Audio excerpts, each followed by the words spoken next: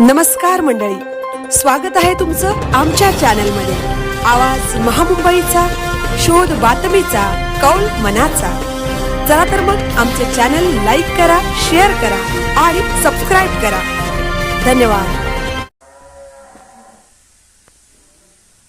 खारघरमध्ये चाकू हल्ला करून 57 तोळे सोन्याची लूट, 7 आरोपी अटकेत, मुद्देमाल हस्तगत। खारघर परिसरात चाकूने वार करून 57 तोळे सोन्याचे दागिने जबरीने लुटणाऱ्या टोळीचा पर्दाफाश करण्यात खारघर पोलिसांना यश आले आहे।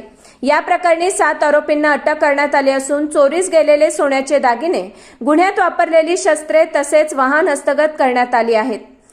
22 एप्रिल 2026 रोजी फिर्यादी सुशांत नामदेव मोरे, वय वर्ष 37, राहणार खारघर, हे बेलापूर येथील हॉटेलमध्ये जेवण करून मित्रांसह घरी परतत असताना त्यांच्या घराजवळ 3 अनोळखी इस्मांनी त्यांच्यावर व मित्रांवर हल्ला केला।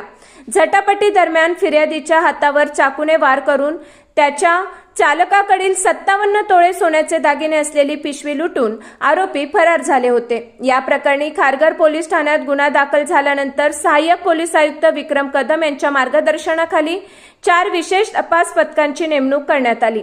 तपासादरम्यान धक्कादायक बाब समोर आली की फिर्यादीचा मित्र अभिनंदन माळी यानेच पत्नी मेहुना व गावाकडील साथीदारांच्या मदतीने या लुटीचा कट रचला होता। आतापर्यंत या गुन्ह्यातील 7 आरोपींना सांगली, सातारा, सोलापूर व पंढरपूर परिसरातून अटक करण्यात आली आहे। मुख्य आरोपी हे पालखी सोहळ्याच्या गर्दीत लपून फिरत असल्याचे निष्पन्न झाल्यानंतर त्यांना पंढरपूर येथून ताब्यात घेण्यात आले।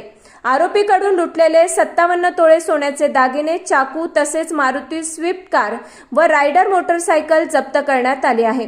5 आरोपी न्यायालयीन कोठडीत असून 2 आरोपी पोलीस कोठडीत आहेत। या गुन्ह्याचा पुढील तपास खारघर पोलीस ठाण्याचे पोलीस निरीक्षक अशोक डमाळे करत आहेत।